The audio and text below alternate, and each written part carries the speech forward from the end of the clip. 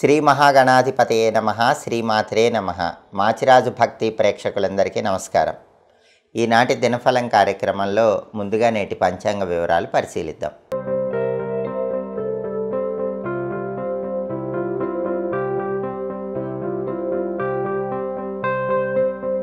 July 27 ఆదివారం దినఫలాన్ని పరిశీలిస్తే తదియ తిథి రాత్రి 10:48 వరకు ఉంది. ఆ తర్వాత చవితి తిథి వచ్చింది. అలాగే మఖా నక్షత్రం సాయంకాలం 4:27 వరకు ఉంది. ఆ తర్వాత పుబ్బా నక్షత్రం పూర్వ ఫల్గుణి నక్షత్రం వచ్చింది. ఆదివారం మఖా నక్షత్రంతో కలిసి వస్తే ముద్గర యోగం ఉంటుంది. ఇది కలహాలను సృష్టిస్తుంది. అంటే సాయంకాలం 4:27 లోపు 12 రాసుల వాళ్ళు ముఖ్యమైన పని మీద బయటికి వెళ్ళినా, ముఖ్యమైన ప్రయాణాలు చేసినా కలహాలు ఏర్పడే సూచనలు ఎక్కువగా ఉన్నాయి. సాయంకాలం 4:27 తర్వాత పుబ్బా నక్షత్రం వచ్చింది. ఆదివారం పుబ్బా నక్షత్రంతో కలిసి వస్తే ఛత్రయోగం ఉంటుంది. ఇది స్త్రీ లాభాన్ని కలిగింపజేస్తుంది. అంటే సాయంకాలం 4:27 తర్వాత ప్రయాణాలు చేస్తే ప్రయాణాల్లో స్త్రీల సహాయ సహకారాలు లభిస్తాయి. పని మీద బయటికి వెళితే స్త్రీల సహాయ సహకారాలు లభించి ఆ పనులు సులభంగా పూర్తవుతాయి. అయితే సాయంకాలం 4:27 లోపు ముద్గర యోగం వల్ల ఎదుటి వాళ్లతో గొడవలు అవ్వకుండా ఉండాలంటే పని మీద బయటికి వెళ్లే ముందు ఒక తమలపాకు మడిచి దగ్గర ఉంచుకొని వెళ్ళాలి. వీలైతే తమలపాకు నోట్లో వేసుకుని నవ్వులుతూ వెళ్ళాలి. అప్పుడు ముద్గర యోగం ఉన్నప్పటికీ ఎదుటి వాళ్లతో గొడవలు అవ్వవు, మీ పనుల్లో లాభాలు కలుగుతాయి.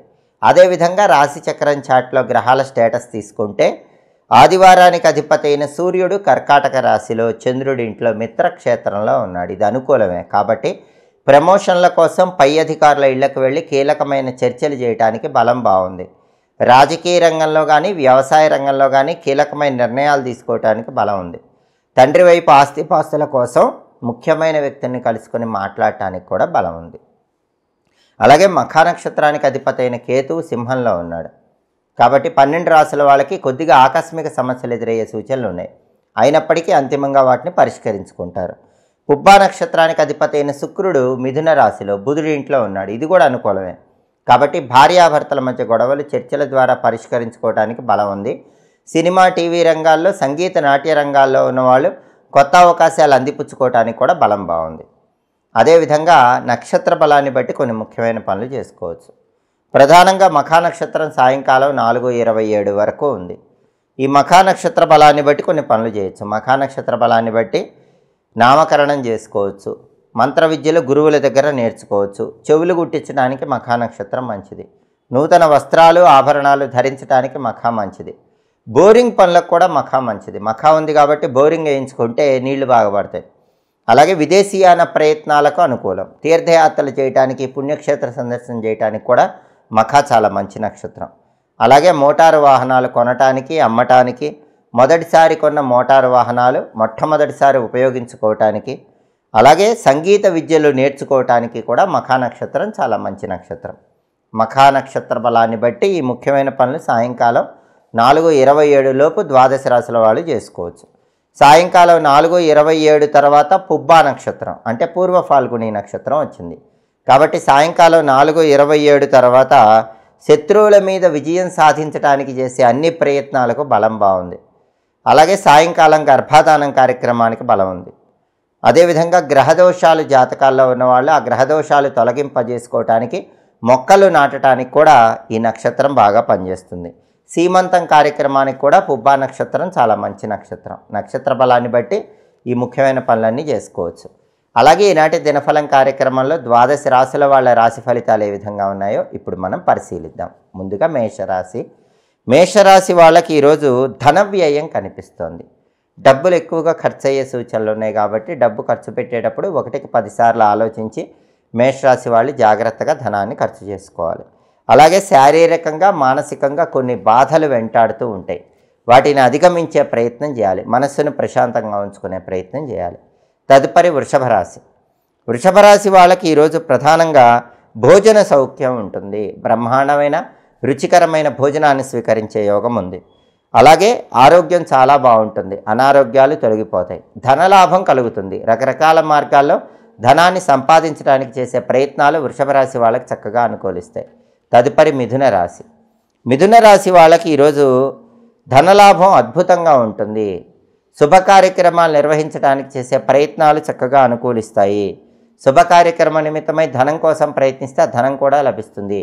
ప్రమోషన్లు పొందటానికి చేసే ప్రయత్నాలు కూడా చాలా చక్కగా అనుకూలిస్తాయి. తదుపరి కర్కాటక రాశి. కర్కాటక రాశి వాళ్ళకి ఈరోజు శారీరకంగా మానసికంగా సంతోషాలు పెరుగుతాయి, మనశ్శాంతి ఏర్పడుతుంది, ఉల్లాసంగా ఉత్సాహంగా కాలాన్ని గడపగలుగుతారు. అయితే కర్కాటక రాశి వాళ్ళకి ఈరోజు ధనహాని కనిపిస్తోంది. అంటే అనవసరంగా డబ్బులు పోగొట్టుకునే సూచనలు ఉన్నాయి. కాబట్టి డబ్బుకు సంబంధించిన వ్యవహారాల్లో కర్కాటక రాశి వాళ్ళు ఈరోజు కొంచెం జాగ్రత్తగా ఉండాలి. తదుపరి సింహరాశి. సింహరాశి వాళ్ళకి ఈరోజు ధన లాభం కనిపిస్తోంది. రకరకాల మార్గాల్లో ధనం సంపాదించడానికి చేసే ప్రయత్నాలు అనుకూలిస్తాయి. అలాగే కొత్త విషయాలకు సంబంధించి ముఖ్యమైన చర్చలు చేస్తారు. ఆ చర్చల వల్ల మంచి ప్రయోజనాలు పొందుతారు. అలాగే ప్రతి పనిలో కూడా సింహరాశి వాళ్ళకి లాభాలు కలిగే సూచనలు ఈరోజు ఎక్కువగా ఉన్నాయి. తదుపరి కన్యారాశి. కన్యారాశి వాళ్ళకి ఈరోజు అనుకోని ఆపదలు వెంటాడే సూచనలు ఉన్నాయి. అటువంటప్పుడు మీ సమయస్ఫూర్తితో తెలివితేటలతో ఆ అనుకోని ఆపదల నుంచి బయటపడగలుగుతారు. అదేవిధంగా రుణం తీసుకునే అవకాశాలు ఎక్కువగా ఉన్నాయి. సాధ్యమైనంత వరకు రుణానికి అప్పులకు దూరంగా ఉండండి. అదేవిధంగా సంతానానికి సంబంధించి ముఖ్యమైనటువంటి విషయాలు చర్చలు చేస్తారు. ఆ చర్చల ద్వారా కీలకమైన నిర్ణయాలు తీసుకుంటారు. ఆ నిర్ణయాలు చక్కటి అనుకూల ఫలితాన్ని కలిగింపజేస్తాయి. తదుపరి తులారాశి. తులారాశి వాళ్ళకి ఈరోజు ప్రధానంగా వివాహాది శుభ కార్యక్రమాలు నిర్వహించడానికి చేసే ప్రయత్నాలు చక్కగా అనుకూలిస్తాయి. అంటే శుభ కార్యక్రమ నిమిత్తమై చేస్తున్న అన్ని ప్రయత్నాలు విజయవంతం అవుతాయి. అదేవిధంగా వృత్తిపరంగా ధనలాభం కూడా తులారాశి వాళ్ళకి కనిపిస్తోంది. ఉద్యోగ రంగంలో ఉన్న, వ్యాపార రంగంలో ఉన్న, మీరు ఏ రంగంలో ఉన్నా వృత్తిపరంగా మీరు అద్భుతమైన లాభాలను, విశేషించి ధనలాభాలను పొందడానికి ఈరోజు అవకాశాలు బలంగా ఉన్నాయి. తదుపరి వృశ్చిక రాశి. వృశ్చిక రాశి వాళ్ళకి ఈరోజు ప్రధానంగా అనుకోని ఆపదలు వెంటాడతాయి. అయినప్పటికీ మీ తెలివితేటలతో సమయస్ఫూర్తితో అనుకోని ఆపదల నుంచి బయటపడగలుగుతారు. అప్పులకు దూరంగా ఉండే ప్రయత్నం చేయాలి. సంతానానికి సంబంధించి కీలకమైన చర్చలు చేస్తారు. ముఖ్యమైన విజయాలను నమోదు చేయగలుగుతారు. తదుపరి ధనుస్సు రాశి. ధనుస్సు రాశి వాళ్ళకి ఈరోజు ప్రధానంగా అప్పులు తీర్చేటటువంటి సూచనలు ఎక్కువగా ఉన్నాయి. పెద్ద మొత్తంలో ఉన్న అప్పుల నుంచి ఈరోజు బయటపడగలుగుతారు. ఏదో ఒక విధంగా అప్పులు తీర్చేయగలుగుతారు. అలాగే సామాజిక న్యాయం కోసం పాటుపడేటటువంటి సూచనలు కూడా ఈరోజు ధనుసు రాశి వాళ్ళకి చాలా ఎక్కువగా కనిపిస్తున్నాయి. తదుపరి మకర రాశి. మకర రాశి వాళ్ళకి ఈరోజు శుభ కార్యక్రమాలు నిర్వహించడానికి చేసే ప్రయత్నాలు చక్కగా అనుకూలిస్తాయి. శుభ కార్యక్రమ నిమిత్తమై ధనం కోసం ప్రయత్నిస్తే ఆ ధనం కూడా లభించే సూచనలు ఉన్నాయి. అదేవిధంగా ఈరోజు బంధుమిత్రులను కలుసుకుంటారు. మకర రాశి వాళ్ళు బంధుమిత్రులతో కలిసి ఉల్లాసంగా ఉత్సాహంగా కాలాన్ని గడుపుతూ ఉంటారు. తదుపరి కుంభరాశి. కుంభరాశి వాళ్ళకి ఈరోజు ప్రధానంగా ధన వ్యయం కనిపిస్తోంది. అంటే ధనం అనేటటువంటిది ఎక్కువగా ఖర్చు అయ్యే సూచనలు ఎక్కువగా కనిపిస్తున్నాయి. కాబట్టి ధనాన్ని ఖర్చు చేసేటప్పుడు 1కి 10 సార్లు ఆలోచించి జాగ్రత్తగా ధనాన్ని ఖర్చు చేసుకోవాలి. శారీరకంగా మానసికంగా కొన్ని బాధలు కుంభరాశి వాళ్ళకు ఉంటాయి. ఆ బాధలు అధిగమించే ప్రయత్నం చేయాలి. మనస్సును స్థిరంగా ఉంచుకునే ప్రయత్నం చేయటం మంచిది. తదుపరి మీనరాశి. మీనరాశి వాళ్ళకి ఈరోజు ప్రధానంగా చోర అగ్ని భయం కనిపిస్తోంది. అలాగే రాజభయం కూడా ఉంది. అంటే అధికారుల వల్ల పనిచేసే చోట భయము ఆందోళనకు గురవుతారు. అధికారులతో అప్రమత్తంగా ఉండండి. అగ్నికి సంబంధించిన విషయాల్లో జాగ్రత్తగా ఉండండి. విలువైన వస్తువులు, విలువైన ఆభరణాల భద్రత పట్ల జాగ్రత్తగా ఉండండి. అలాగే తొందరపాటు చర్యల వల్ల కొన్ని సమస్యలు ఎదుర్కొంటారు. కాబట్టి సాధ్యమైనంత వరకు ఏ పనిలో కూడా తొందరపాటు చర్యలు లేకుండా నిదానంగా ఆలోచించి నిర్ణయాలు తీసుకుంటే ఆ నిర్ణయాలు అనుకూల ఫలితాలను ఇస్తాయి. 12 రాశుల వాళ్ళు అనుకున్న పనులు అనుకున్నట్లు దిగ్విజయంగా పూర్తి కావాలంటే ఈ రోజుకు ఒక ప్రత్యేకత ఉంది. అదే శ్రావణ శుక్ల తదియ.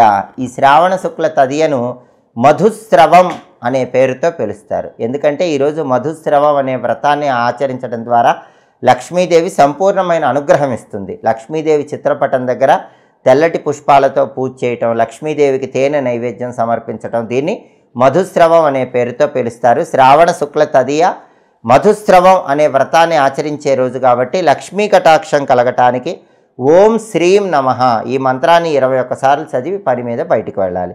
వృత్తి, ఉద్యోగ, వ్యాపార రంగాల్లో విశేషంగా రాణించడానికి, అనుకున్న పనులు దిగ్విజయంగా పూర్తి చేయడానికి కూడా ఓం శ్రీం నమః అనే మంత్రాన్ని 21 సార్లు చదివి వెళ్ళినట్లయితే సంపూర్ణంగా 12 రాశుల వాళ్ళకి అనుకూల ఫలితాలు కలుగుతాయి. అలాగే ఆదివారం కాబట్టి ఉదయం 6 నుంచి 7 మధ్యలో, మధ్యాహ్నం 1 నుంచి 2 మధ్యలో, రాత్రి 8 నుంచి 9 మధ్యలో రవిహోర ఉంటుంది. రవిహోర ఉన్న సమయంలో రాజకీయాలకు సంబంధించి ముఖ్యమైన వ్యవహారాలు నిర్వహించుకోవచ్చు. ముఖ్యమైన డాక్యుమెంటేషన్లు రాసుకోవడానికి కూడా రవిహోర మంచిది. వ్యాపారంలో ముఖ్యమైన ట్రాన్సాక్షన్స్కి రవిహోర చాలా మంచిది. అలాగే కొత్తగా ఉద్యోగం కోసం చేసే ప్రయత్నాలకు రవిహోర మంచిది. అప్లికేషన్లు రాయడానికి కూడా రవిహోర చాలా మంచిది. ప్లీడర్లను కలుసుకోవటానికి, వైద్యులను కలుసుకోవటానికి, వాళ్ళ సలహాలు సూచనలు స్వీకరించడానికి కూడా రవిహోర చాలా అనుకూలము. కాబట్టి హోరాకాలాన్ని బట్టి ఈ పనులు చేసుకుంటే సమస్త శుభాలు చేకూరతాయి. ఇవి ఈనాటి దినఫలం కార్యక్రమంలో ముఖ్యమైన అంశాలు. ప్రతిరోజు మీ దినఫలం కార్యక్రమంలో ద్వాదశ రాశుల వాళ్ళ రాశి ఫలితాలు తెలుసుకోవాలనుకుంటున్నారా? అయితే మాచిరాజు భక్తి ఛానల్ తప్పకుండా చూడండి. మా వీడియోస్ మీకు నచ్చినట్లయితే మా ఛానల్ లైక్ చేయండి, కామెంట్ చేయండి. మా ఛానల్ వీడియోస్ 10 మంది మిత్రులకు షేర్ చేయండి. మా ఛానల్ సబ్స్క్రైబ్ చేసుకోండి. పక్కనున్న బెల్ సింబల్ నొక్కటం మాత్రం మర్చిపోకండి. సర్వే జనాః సుఖినో భవంతు. స్వస్తి.